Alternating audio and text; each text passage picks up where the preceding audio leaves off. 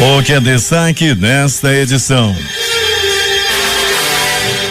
Ministério Público recebe denúncia de abuso sexual contra desembargador aposentado e encaminha à Promotoria de Justiça. A ANAC diz que avião que caiu ontem no Aeroclube matando 4 pessoas estava em situação regular. Processos de Lula, Gedel e Alves no Distrito Federal são transferidos para a 12ª Vara. Barroso diz que seria entre ruim e trágico rever prisão na segunda instância. Federal que chefiou a ocupação na Maré será o novo secretário de Segurança do Rio de Janeiro. Príncipe herdeiro do Japão vem ao Brasil participar do Fórum Mundial da Água. México, Brasil, Estados Unidos e outros países convocam reunião urgente na Organização dos Estados Americanos por eleições transparentes na Venezuela. Guerra sem fim. Em 5 dias, 400 mortos na Síria. Garotas de 13 e 18 anos são presas após assaltarem ônibus no Viver Melhor. O chefão do bando conseguiu fugir. É um Jornal da Manhã que começa agora. Previsão do tempo. Em meio a muitas nuvens, Manaus amanhece de tempo instável, com 25 graus de temperatura e a máxima de hoje não deve ultrapassar os 30 graus Celsius. O clima-tempo diz que é de 80% a probabilidade de chover 12 milímetros e parte disso já aconteceu durante a madrugada que termina. A umidade do ar é de 83%. Os ventos estão calmos com 7 km/h de velocidade. Sexta-feira, 23 de fevereiro. Hoje é o dia de São Policarpo. Comemoramos ainda o Dia Mundial do Rotariano, Dia da Paz e da Compreensão Mundial, Dia Nacional do Rotary, Dia Nacional do Movimento Municipalista Brasileiro e o Dia da Sedução. Chegamos aos 54 dias do ano. Faltam 311 para terminar 2018. O Rio Negro subiu só 3 centímetros de acordo com a leitura de ontem no Porto de Manaus. Seu nível em relação ao mar era de 23 metros e 97 centímetros. São normais operações de pousos e decolagens nos aeroportos Eduardo Gomes e no Militar de Ponta Pelada. Um fato marcante da história. No dia 23 de fevereiro de 1961, Ernesto Che Guevara é nomeado ministro da Indústria de Cuba. Ele que lutou ao lado de Fidel Castro contra a ditadura de Fulgêncio Batista, virou cidadão cubano e já havia sido diretor do Banco Nacional da ilha, deixaria o cargo mais tarde para lutar pela revolução na África. 5h51.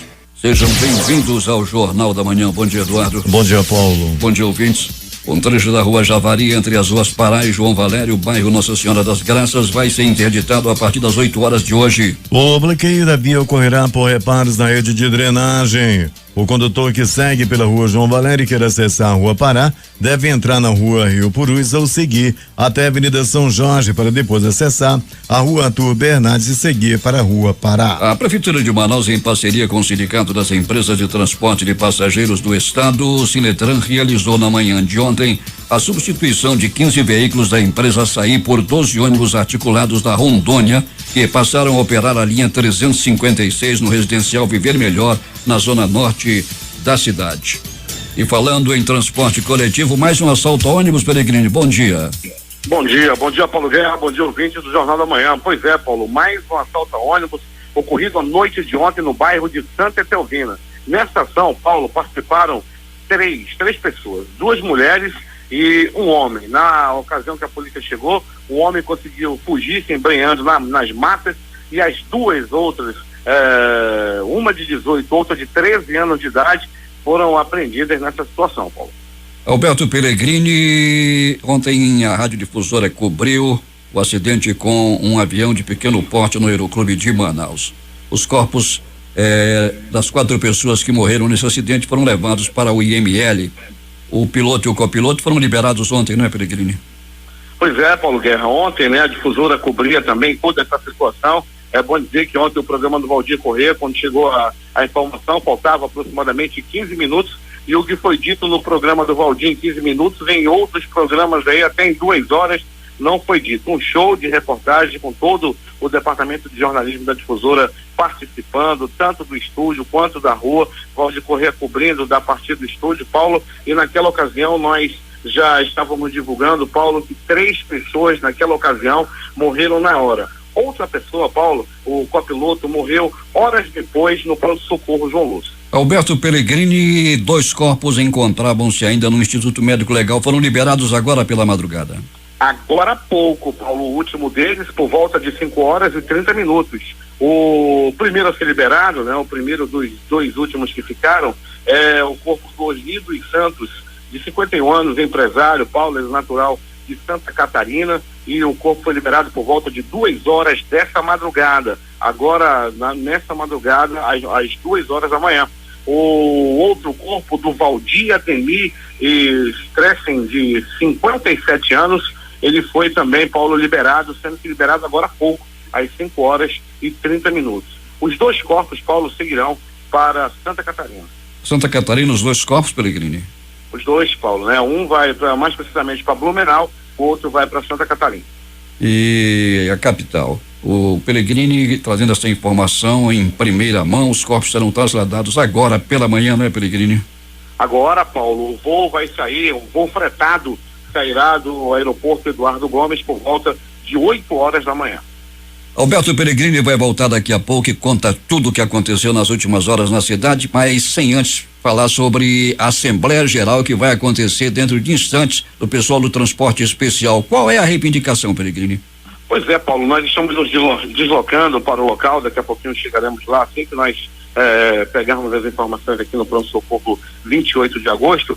Paulo, as demandas, uma delas, a principal delas, nós podemos colocar dessa forma, é a questão dos constantes assaltos que a categoria vem sofrendo, Paulo. Ano passado, um motorista ficou tetraplégico, o outro foi assassinado. Dentre das dezenas e dezenas de outros motoristas que foram aí vítimas de assalto, agredidos, espancados, etc. E esse ano também, infelizmente, o quadro não mudou e o presidente do sindicato, o Enoque, né, o William Enoque, junto com o filho dele lá, que faz parte também da diretoria, o Gabriel, reunirão hoje com toda a diretoria do sindicato, sairá uma assembleia na rotatória do bairro Armando Mendes, lá por volta das 6h da manhã. Eu acredito até que já tenha uma movimentação por lá, a fim de deliberarem, né, algum tipo de ação, Paulo, para, né, fazer alguma manifestação, para ver se consegue diminuir aí, chamar a atenção das autoridades para diminuir o número de assaltos. Mas não há previsão de fechar aquela via não é, Pellegrini? Não. O sindicato do transporte especial, Paulo, tem por até por características e suas reivindicações, não fechar o trânsito. Foi assim uma vez na rotatória da Suframa, a outra que nós cobrimos também na rotatória do bairro Armando Mendes, não houve obstrução de vias. Eu acredito, né, daqui a pouco a gente vai chegar lá e vai falar ao vivo do local, eu acredito que não haverá nenhum tipo de interrupção do trânsito no local. Ao contrário de ontem, que aquela paralisação provocada pelos mototaxistas causou muitos problemas ao tráfego ontem, não é, Pellegrini?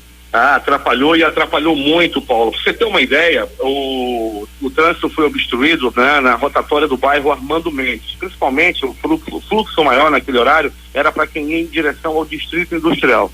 Paulo, o trânsito foi crescendo, o congestionamento chegou até a rotatória do bairro de São José, posteriormente na Alameda Cosme Ferreira, e quando deu mais ou menos 7h10, que foi a hora que terminou essa mobilização lá, essa reivindicação dos mototaxistas, o trânsito já estava atrapalhado, Paulo, inclusive na Avenida das Torres, lá próximo ao Coroado.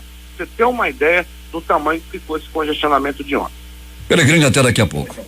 Muito bem, Paulo, daqui a pouco a gente vai voltar com essas e outras informações, Paulo, e vamos trazer também um boletim, né, em relação ao único sobrevivente do acidente aéreo ocorrido ontem, que continua internado no pronto-socorro João Lúcio. Daqui a pouco a gente vai trazer aí, Paulo, as novidades em relação ao estado de saúde dessa vítima, que é o único sobrevivente do acidente de ontem. 5h57. Servidores de várias agências do INSS em Manaus estão pedindo providências à gerência regional para que tome providências quanto às condições mínimas de trabalho e de atendimento aos usuários. De acordo com a reclamação dos servidores, principalmente da que funciona na Cidade Nova, há pelo menos 2 semanas que eles e os usuários não têm água para beber. E esse é apenas um dos exemplos que eles citam para pedir providências junto à gerência regional. Outra reclamação: pais reclamam de calor em escola mantida pela prefeitura. Com o sistema de ar-condicionado sem funcionar, crianças da Escola Municipal Abelhinha, localizada na rua Dom Bosco, bairro do Coroado, enfrentam altas temperaturas e muitas sentem desconforto durante as aulas. O Jornal da Manhã recebeu a reclamação e aguarda a resposta da Secretaria de Educação do município. Servidores de Iranduba vão receber treinamento para atuarem como multiplicadores no processo de migração do sinal de TV. A reportagem é de J. Rai. Em cerimônia marcada para as 9:30 da manhã de hoje na Praça dos Três Poderes, a Prefeitura de Iranduba e a Seja Digital, entidade responsável pelo processo de digitalização do sinal de TV no Brasil, vão firmar parceria para o treinamento de servidores municipais. O objetivo é levar informação ao público sobre o desligamento do sinal analógico de TV, que ocorrerá no dia 30 de maio deste ano. Após essa data, a programação dos canais abertos de televisão será transmitida apenas pelo sinal digital nos municípios de Iranduba, Careiro da Várzea e Manaus. De acordo com a gerente da Seja Digital na região, Maísa Porto, o trabalho em conjunto com a prefeitura tem como objetivo fazer com que a informação sobre o processo de desligamento do sinal analógico de TV chegue a 100% dos moradores, de maneiras que todos possam se preparar para receber o sinal digital e viver essa nova experiência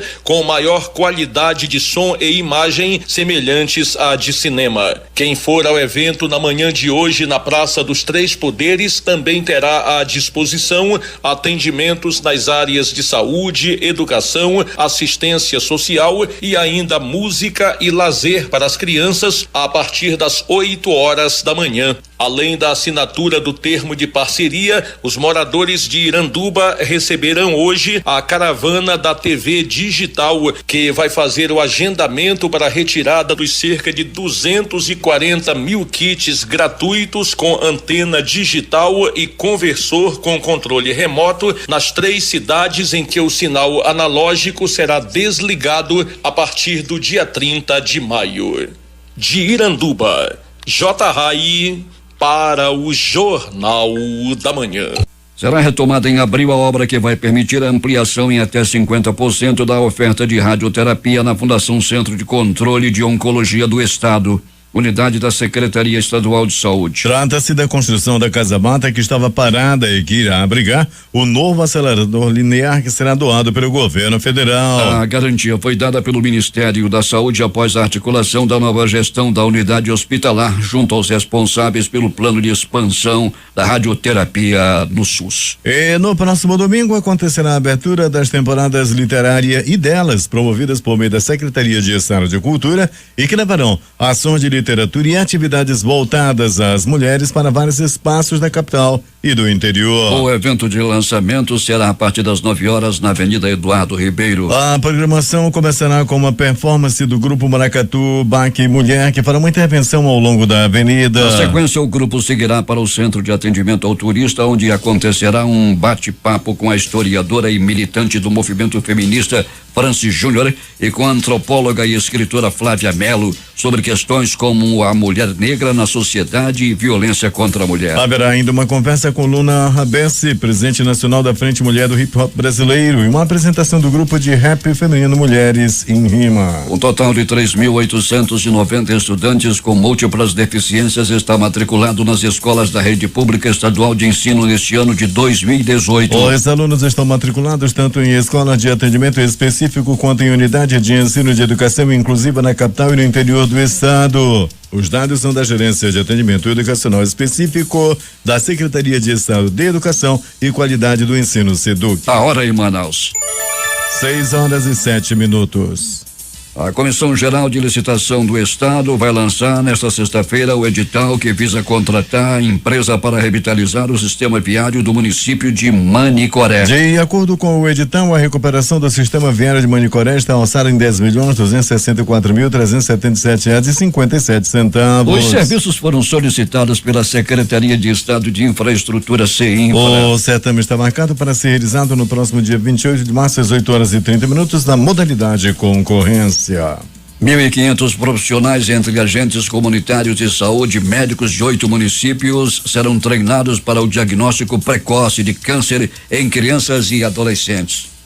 A ação será realizada pelo Instituto PENS, Pesquisa e Ensino em Saúde Infantil, com apoio da Secretaria de Estado de Saúde e com incentivos do Programa Nacional de Apoio à Atenção Oncológica do Ministério da Saúde. O treinamento dos profissionais será realizado à distância por meio de tecnologia de telemedicina.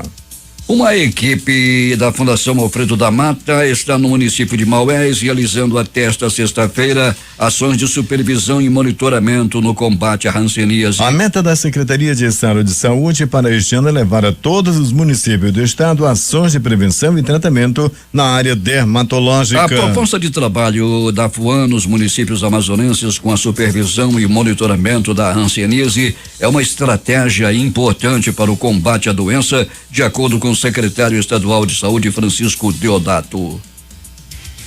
Ministério Público Federal pede bloqueio das contas da ex-prefeita de Boca do Acre. Quem tem os detalhes é Geraldo Campelo.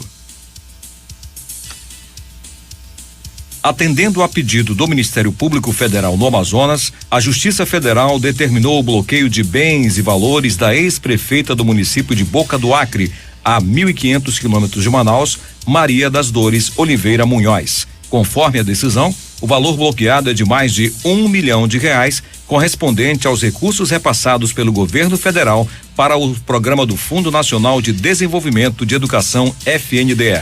Maria das Dores Oliveira Munhoz é ré em ação por improbidade administrativa movida pelo Ministério Público Federal pela não prestação de contas durante a sua gestão entre os anos de 2011 e 2012. Apesar de ter ciência da obrigação legal da prestação de contas, conforme documento anexos da ação, consta que mesmo tendo sido notificada, a ré se omitiu por 3 vezes e não apresentou nenhum documento aos órgãos de controle. O valor total não declarado é de R$870.285,95, dinheiro destinado para a obtenção de transporte escolar de qualidade para alunos da educação básica, residentes em áreas rurais e para a aquisição de gêneros alimentícios durante o período letivo no município de Boca do Acre. Na ação de improbidade administrativa, além de pedido liminar de bloqueio de bens, o Ministério Público Federal pede a condenação da ex-prefeita, entre elas a perda dos bens ou valores acrescidos ilicitamente ao patrimônio, o ressarcimento integral do dano, a perda da função pública e a suspensão dos direitos políticos. Eu sou Geraldo Campelo para o Jornal da Manhã. 6:10 em Manaus. As fundações de Vigilância em Saúde e de Medicina Tropical, Dr. Heitor Vieira Dourado, realizaram nesta quinta-feira treinamento de atualização em sarampo. A capacitação está inserida entre as medidas preventivas que estão sendo adotadas pela Secretaria de Estado de Saúde no combate à doença, após a detecção de casos na Venezuela, país que faz fronteira com o estado vizinho de Roraima. Ao todo, cerca de 90 profissionais da rede pública e privada de saúde participaram da capacitação no auditório da Fundação de Medicina Tropical. O sarampo é uma doença infecciosa viral e extremamente contagiosa que há 18 anos não tem registro no Amazonas. A Defensoria Pública do Estado anuncia para o próximo dia 4 de março, um domingo, a realização da prova objetiva para o 3º concurso público da classe inicial da carreira de defensor público do Estado. O concurso para preenchimento de 25 vagas teve 3.026 inscritos e as provas serão realizadas em Manaus no período da manhã, com horário de fechamento dos portões definido para as 9 horas no horário local. Os candidatos serão informados quanto ao local de prova e horário por meio de cartão informativo que será enviado por e-mail e disponibilizado no site da Fundação Carlos Chagas. Neste endereço www.concursosfcc.com.br. Com a presença de várias autoridades, servidores e gestores das prefeituras municipais e governo do estado, a Escola de Contas Públicas do Tribunal de Contas do Amazonas dá início na próxima terça-feira às 8:30 da manhã a maratona de cursos do ano letivo 2018 da SCP no auditório do órgão. A menos de 10 meses das eleições majoritárias e proporcionais, a aula inaugural será ministrada pelo presidente do Tribunal Regional Eleitoral, desembargador Iedo Simão de Oliveira, que tratará sobre o processo eleitoral. Agora 6:12. O governo do estado vai pedir a suspensão da liminar que concedeu reintegração de posse à empresa Agroindústria e Agropecuária Exatas de uma área onde moravam mais de 200 famílias localizada nos municípios de Manacapuru, Iranduba e Novo Airão. A decisão foi anunciada em coletiva de imprensa com a secretária de Política Fundiária, Paula Canzler Soares, o defensor público Carlos Almeida Filho e o procurador do Estado, Júlio César de Vasconcelos Assad, na manhã desta quinta-feira, na sede do governo do Estado. Paula Canzler explicou que, atendendo a uma determinação do governador Amazonino Mendes, que foi procurado pelas famílias retiradas da área, a Secretaria de Política Fundiária fez estudos preliminares que identificaram que a terra em litígio está matriculada como Gleba Ubim e pertence ao governo do Amazonas. A secretária também destacou que houve excesso na hora do cumprimento da decisão judicial e que famílias foram retiradas de áreas que não são pleiteadas pela empresa exatas. Essas famílias moravam no ramal de acesso ao terreno e na RDS Rio Negro e foram despejadas de suas casas durante a reintegração de posse, esclareceu. Começaram nesta semana os trabalhos de recuperação da estrada de Camanaus, no município de São Gabriel da Cachoeira, região noroeste do estado. A via apresentou processo erosivo na altura do quilômetro 21 por conta do rompimento de uma linha de bueiros. A obra está sendo realizada graças à parceria firmada entre o governo do Amazonas por meio da Secretaria de Estado de Infraestrutura CEINFRA, com a Prefeitura Municipal de São Gabriel e o Exército Brasileiro sediado naquele município. O governo do Amazonas está cofinanciando o serviço de acolhimento aos venezuelanos que passarão a vir de Roraima ao Amazonas, fruto da crise humanitária na Venezuela. Conforme o decreto presidencial número 9.285 de 15 de fevereiro deste ano, que reconhece a situação de vulnerabilidade decorrente de fluxo migratório, o Amazonas terá que dispor de medidas de assistência emergencial para acolhimento aos venezuelanos. Em Manaus, este serviço será conduzido pela Secretaria Municipal de Assistência Social, SEMASE, com o cofinanciamento do governo do Amazonas, por meio da Secretaria de Estado de Assistência Social, SES, que fará o monitoramento e acompanhamento da execução dos serviços oferecidos pela SEMASE. Além disso, o governo do Amazonas fará a cessão do prédio com a infraestrutura de luz elétrica e água que abrigará o serviço no bairro do Coroado 2, na zona leste da cidade. E PENHAM fiscaliza balanças do aeroporto de Manaus e encontra uma com irregularidade. Quem tem os detalhes é a repórter Larissa Balheiro. O Instituto de Pesos e Medidas do Amazonas, em parceria com o Ministério Público do Estado, realizou a Operação Check-in. 57 balanças foram verificadas no aeroporto de Manaus neste primeiro dia de ação, sendo uma notificada. O objetivo da ação era fiscalizar as balanças dos aeroportos utilizadas no controle de peso das bagagens, assim evitando que o consumidor seja lesado na cobrança por excesso de peso das bagagens. O presidente do IPEM, Márcio André Brito, afirma que a fiscalização aqui em Manaus surgiu após denúncias de consumidores. Após o período do carnaval, nós recebemos várias denúncias, de passageiros com suspeita do peso e surpreendidos pagando o excesso da sua bagagem. Estamos realizando essa fiscalização e já encontramos uma balança apresentando uma diferença de até 300 gramas em prejuízo ao consumidor, ou seja, uma cobrança indevida onde o consumidor estava tendo esse prejuízo. E ele frisa o que deve acontecer com a empresa flagrada com balança acima do peso permitido. A empresa será autuada, será lavrado um auto de infração, o prazo para a defesa são 10 dias e a multa pode chegar a R$1,5 milhão. O promotor de justiça do Ministério Público do Estado, Otávio Gomes, ressalta que o Ministério Público acompanhou a fiscalização para buscar oficializar as penalidades apontadas pelo Instituto. E o IPEM lavrando os autos nos remeta para que a gente possa avaliar qual é o dano civil ou penal que as pessoas podem ser imputadas a elas, os responsáveis. Aqui nós temos as companhias, tem a Infraero. Os operadores aqui são solidários na responsabilidade, mas isso efetivamente precisa ser constatado e nós estamos apenas no apoio. O diretor de marketing da Amazonas Tour, Nicolas Cabral dos Anjos, reforça a importância da operação para o funcionamento do turismo no Amazonas. Que é de nosso interesse assegurar a qualidade de serviços em toda a cadeia produtiva do turismo, desde o momento que o turista chega em nosso estado até o momento que ele sai, e a pesagem das malas faz parte desse processo final. O IPEM ressalta dicas ao consumidor, como verificar se a balança tem o selo do Inmetro, observar se a indicação do visor disponível para o consumidor é a mesma indicada para o operador da companhia. É importante também que o consumidor verifique se o valor do peso da bagagem indicado na balança também corresponde ao indicado na etiqueta. A operação segue até esta sexta-feira no aeroporto de Manaus. Eu sou Larissa Balheiro para o Jornal da Manhã. 6:17.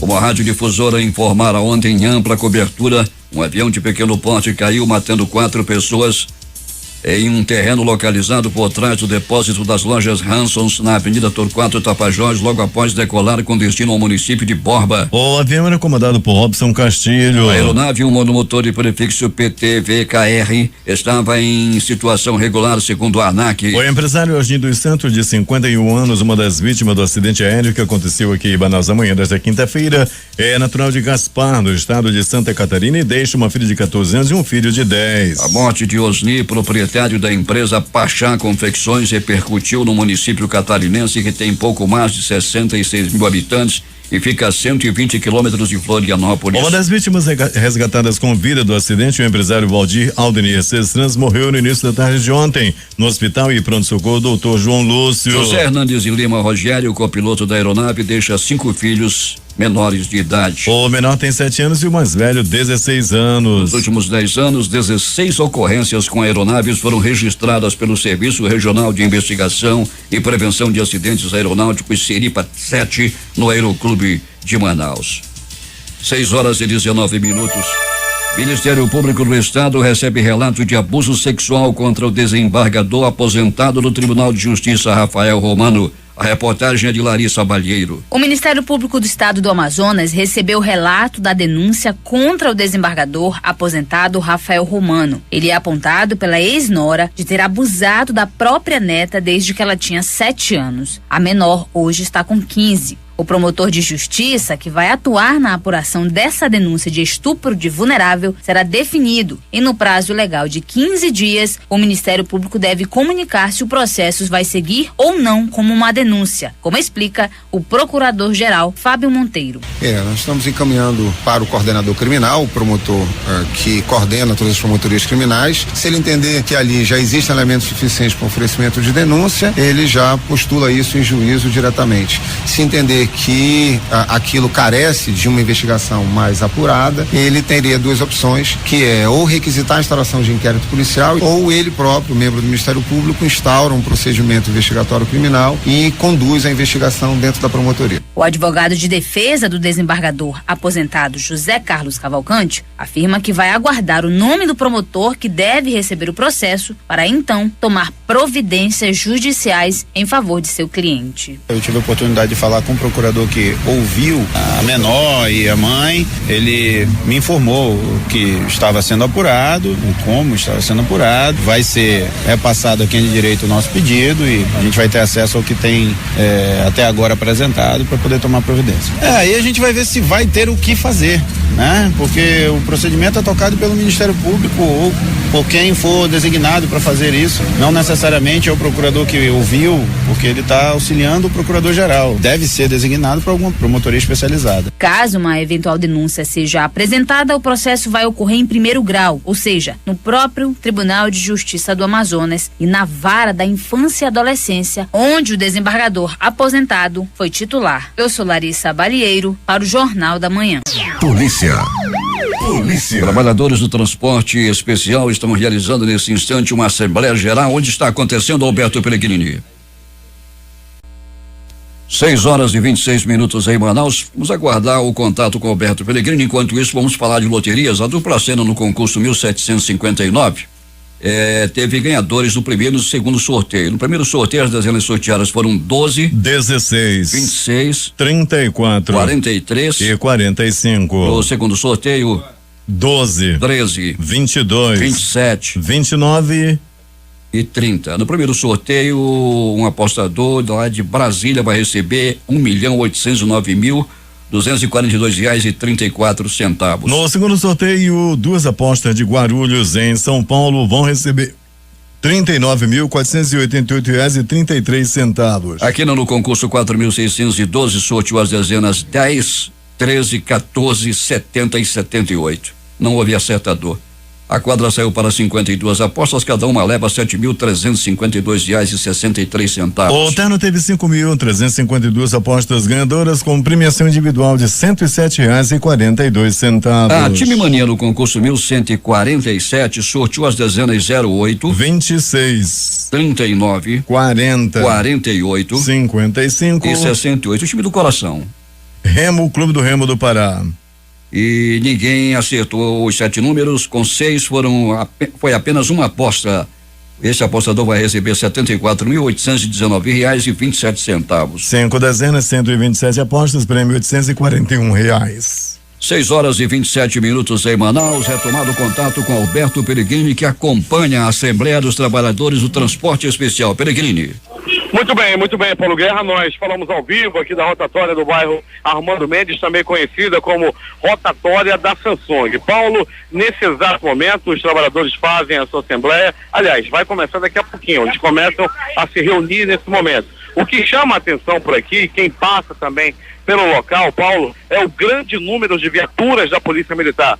São aproximadamente de viaturas comuns, deu para contar, são 20 viaturas, bem como outras tantas da Rocam, praticamente todo o batalhão aqui. Além de 8 guinchos, desses guinchos de grande porte do Detran também aqui na área. Mas como tem viatura da Polícia Militar aqui na área?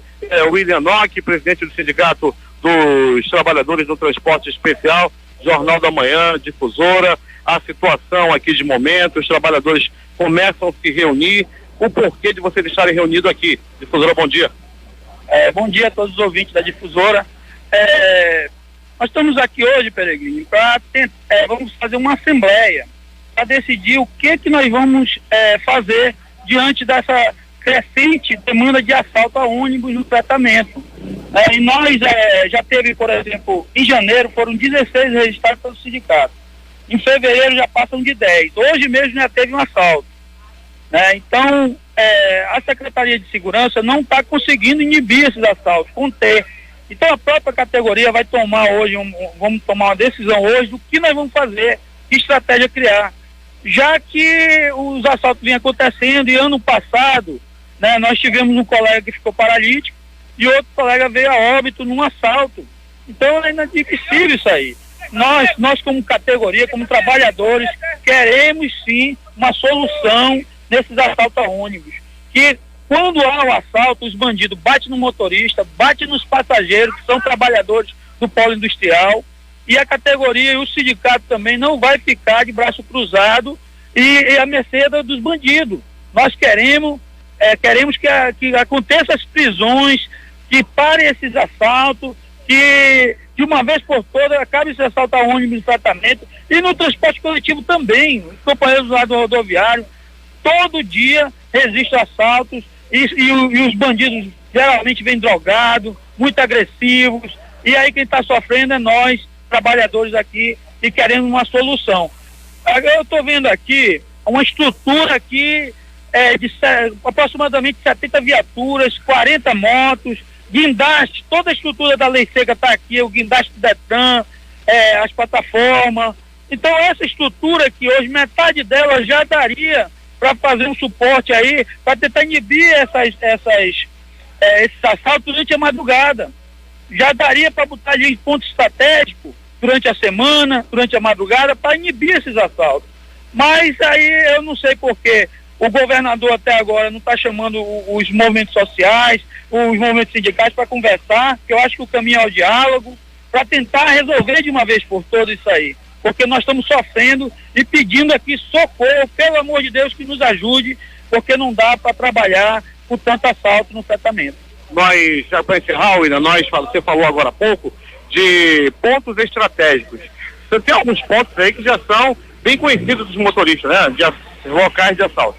Isso, tem ali no Santo Agostinho, tem a pista da Raquete, tem vários, já identificamos pontos, já passamos para a Secretaria de Segurança, fizemos BO, hoje em dia a fábrica não deixa mais, quando tem assalto da rota, ela não deixa mais fazer assalto, o BO, não deixa mais fazer o BO, não resiste mais BO, e quando o motorista quer fazer um BO, a delegacia está fechada no cadeado. Então não tem, a gente está à mercê da sorte, queremos sim uma solução. Trânsito liberado, não tem nenhum tipo de obstrução ao trânsito. Não, hoje nós estamos aqui só com faixa, estamos conversando com os companheiros, motoristas, não tem nenhuma faixa aqui paralisada. Já conversei com o comandante da polícia aqui, e tranquilizei ele também, que ninguém, dei minha palavra que ninguém vai parar hoje, mas a categoria vai tomar uma decisão. E quando tomar, nós vamos sim fazer esse protesto pacífico e ordeiro, como sempre fizemos. Bom dia, Enoque. Bom dia a todos. Muito bem, Paulo Guerra. Portanto, nós ouvimos o presidente do Sindicato dos Trabalhadores do Transporte Especial, o William Enoque. Paulo Guerra. 6h32 em Manaus. Roberto Peregrini, o Enoque falava ainda há pouco sobre assaltos a ônibus e já teve um assalto durante esta madrugada, Peregrini. Duas mulheres e um homem assaltaram um ônibus. Onde foi, Peregrini? Foi no bairro de Santa Etelvina, Paulo Guerra, mais precisamente nas proximidades do conjunto Viver Melhor. O ônibus era da linha 028. Por volta de 21 horas, um trio entrou nesse coletivo e fizeram aquele famoso arrastão nos passageiros, no cobrador e no motorista. Chama a atenção, Paulo Guerra, as duas mulheres, duas jovens ainda, uma de 18 anos e a outra de apenas 13 anos de idade. Essas duas moças foram uma presa, outra apreendida, e o detalhe, Paulo, o rapaz, o outro bandido que estava envolvido nesse assalto, fugiu se embrenhando nas matas lá do bairro de Santa Etelvina. Alberto Peregrini, temos um boletim médico sobre aquele sobrevivente do acidente com o avião ontem. Temos, Paulo, conforme a sua determinação, nós estivemos sim no pronto-socorro João Lúcio à procura do estado de saúde do único sobrevivente do acidente aéreo ocorrido na manhã de ontem. Trata-se do Fábio Matias da Cunha, 47 anos. Paulo Guerra, o estado dele é gravíssimo. Essa sim foi nos colocado, que o estado dele é muito grave, porém estável. Ele nem piorou, nem melhorou depois que deu entrada no pronto-socorro João Lúcio. Ele continua internado, Paulo Guerra, sem nenhuma previsão de alta. Roberto Peregrini, o Instituto Médico Legal, sem muito trabalho, anuncia as necrópsias realizadas nos 4 corpos desse acidente ontem, não é, Peregrini? Paulo Guerra, logo cedo, né? Os dois que morreram na hora foram o piloto Robson Castilho e o copiloto, o Hernandes Rogério. Os dois acabaram, né, Paulo, morrendo na hora e foram levados logo, num primeiro momento, para o Instituto Médico Legal. Logo depois, Paulo Guerra, vieram a óbito também o terceiro ainda no local, o Osmi dos Santos, empresário. Ele tinha 51 anos de idade, natural de Santa Catarina, Paulo Guerra.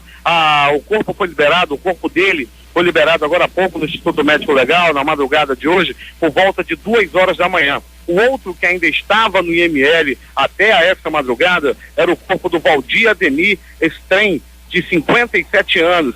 Ele que era corretor de imóveis, Paulo Guerra. O corpo também será levado para Santa Catarina. O corpo dele foi liberado por volta de 5 horas e 10 minutos da madrugada de hoje. Os corpos, Paulo, irão a Santa Catarina por volta das 8 horas da manhã em um voo fretado.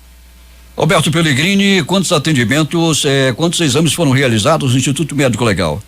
Muito bem, Paulo Guerra, eu conversava com o Alberto Brito, que está lá no Instituto Médico Legal, na permanência durante toda a noite e madrugada, e logo pela manhã nós conversávamos e ele me dizia que apenas 52 exames de corpo de delito foram realizados durante a noite e madrugada. Alberto Peregrini, finalize. Desculpa, Paulo. Finalize, Peregrini. Muito bem, Paulo Guerra, então assim foi, essas foram as notícias da noite e madrugada, Paulo Guerra. Nós estamos aqui ainda acompanhando o desenrolar da Assembleia dos Profissionais do Transporte Especial, um grande número de viaturas, os motoristas chegando em cada vez em maior número. Vamos ver o que será decidido por aqui. Nós vamos continuar acompanhando aqui do local. O Jornal da Manhã fala ao vivo aqui da rotatória do Armando Mendes, a famosa rotatória da Samsung, aqui no coração do Distrito Industrial. Paulo Guerra. Esportes. O Manaus está nas semifinais do primeiro turno do Campeonato Amazonense. A equipe venceu o Nacional por 3-1 ontem à noite na Arena da Amazônia e vai pegar o Penarol de Itacoatiara. A vitória do Gavião foi graças a 2 experientes jogadores que estavam em noites inspiradas. Nena marcou 2 vezes e deu um passe para a Rossini. O camisa 10 também brilhou e deu uma assistência. No fim, o time venceu o Leão da Vila Municipal por 3-1. O gol do Nacional foi marcado por Zé Antônio. O time agora enfrentará o Penarol em jogo único que será realizado no domingo às 4 da tarde no estádio Floro Mendoza. Mendonça em Itacoatiara. O Rio Negro derrotou a Princesa também por 3-1 e encara o Fast nas semifinais. Os jogos de ontem pela Copa do Brasil. Vila Nova 2, Joinville também 2. Juventude 0, Avaí 2. Uberlândia 0, Curitiba 2. Sampaio Correia 1, Paraná Clube 0. Campeonato Carioca. Cabo Friense 2, Boa Vista 3. Nova Iguaçu 1, Botafogo 2. Libertadores da América. Guarani do Paraguai 0, Júnior de Barranquilha também 0. 6h39.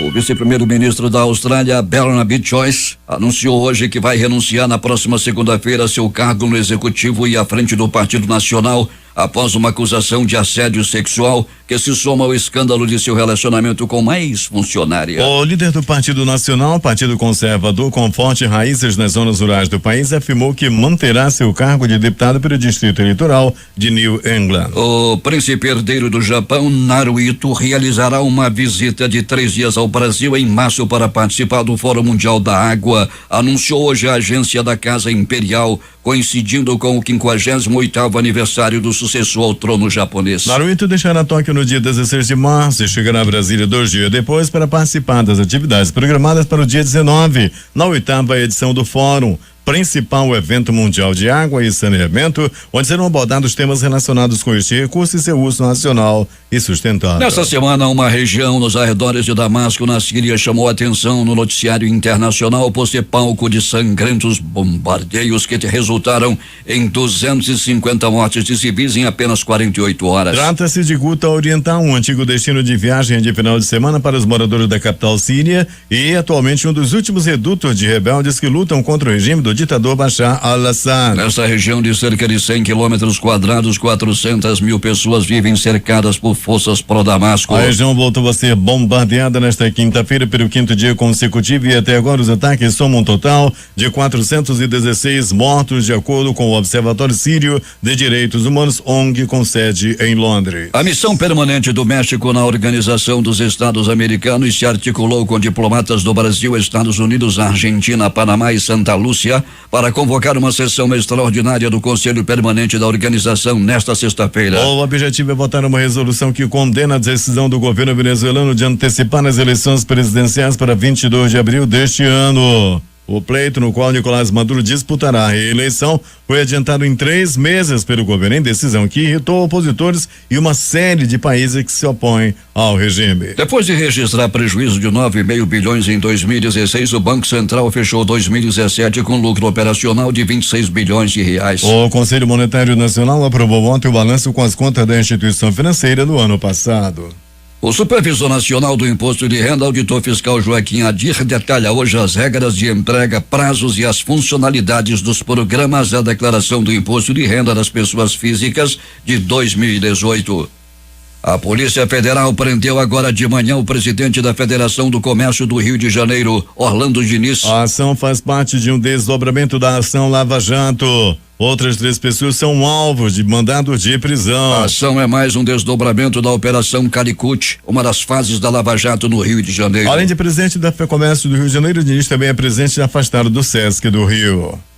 Os juízes da 3ª Seção do Superior Tribunal de Justiça decidiram por unanimidade negar um pedido de recálculo de pena feito pela defesa de Regivaldo Pereira Galvão, mandante do assassinato da missionária Dorothy Stank. Condenado inicialmente a 30 anos de prisão, o réu teve a pena diminuída em 5 anos pela 5ª turma do tribunal. Ainda assim, ele recorreu à 3ª Seção para pedir mais redução da pena. Os processos relacionados ao ex-presidente Luiz Inácio Lula da Silva do PT, ao ex-ministro Gedel Vieira Lima do PMDB da Bahia e aos ex-presidentes da Câmara, Eduardo Cunha do PMDB do Rio e Henrique Alves do PMDB do Rio Grande do Norte, que tramitam na Justiça Federal de Brasília, vão mudar de juízes. Até então, os casos vinham sendo analisados pelo juiz Valisney de Oliveira da 10ª Vara Federal, mas foram transferidos para uma unidade recém-criada, a 12ª Vara, especializada em lavagem de dinheiro. Com a redistribuição dos casos, caberá aos juízes Marcos Vinícius Reis e Poliana Kelly Alves analisar os processos. Foi escolhido ontem o novo secretário de Segurança do Rio de Janeiro. O general Richard Fernandes Nunes vai substituir Roberto Sá, afastado após intervenção federal. O militar chefiou a ocupação do Exército no Complexo da Maré entre dezembro de 2014 e fevereiro de 2015. Agora ele terá desafios ainda maiores maiores pela frente. Nunes terá que lidar com uma força policial sucateada, salários atrasados, déficit de agentes e falta de investimento. Além disso, os policiais viraram alvo preferencial dos criminosos. Só em 2017, 134 PMs foram assassinados no estado. General Richard Fernandes Nunes será oficializado como secretário de Segurança do Rio na próxima terça-feira.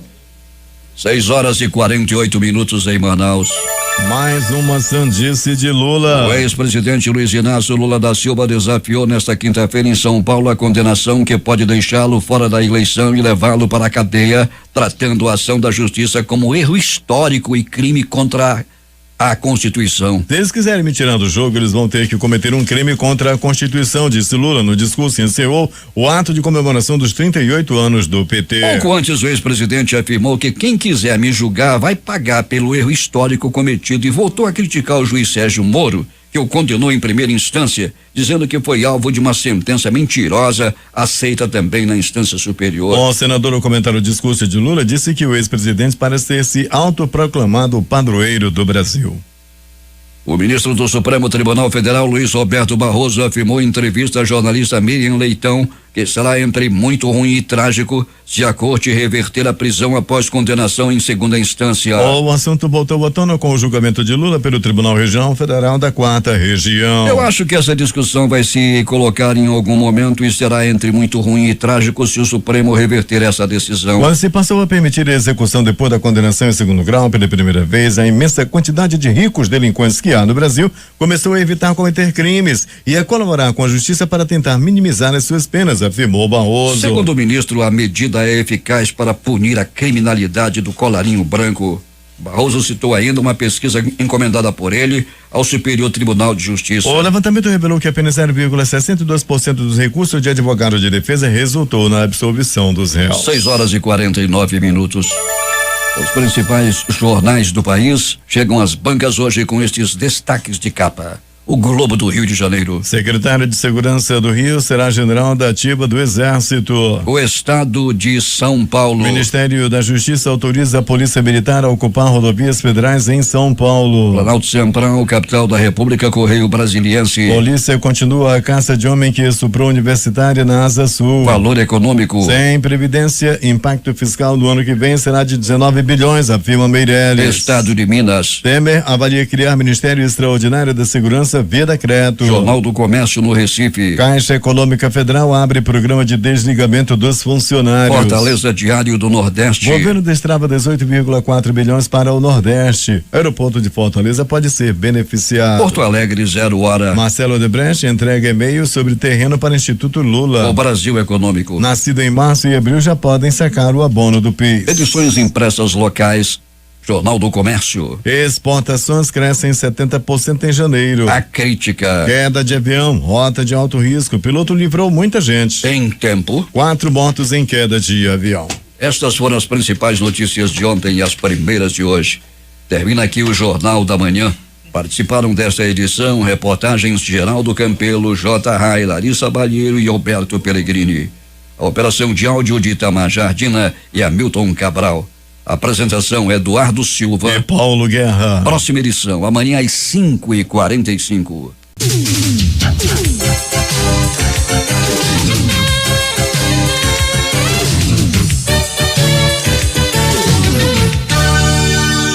Nota de falecimento. Familiares do senhor Washington Redman Batista comunicam seu falecimento ocorrido ontem, vítima de complicações cardíacas. O Redman era fotógrafo da AGECOM e esteve durante vários anos à disposição da CEINFRA, tendo retornado recentemente para a SECOM. Seu corpo está sendo velado na funerária Canaã, na Major Gabriel, de onde sairá para sepultamento às 15 horas de hoje no cemitério Parque Tarumã. A Rádio Difusora noticiou com pesar o falecimento do senhor Washington Redman Batista. Difusora. O amor do Amazonas está no ar.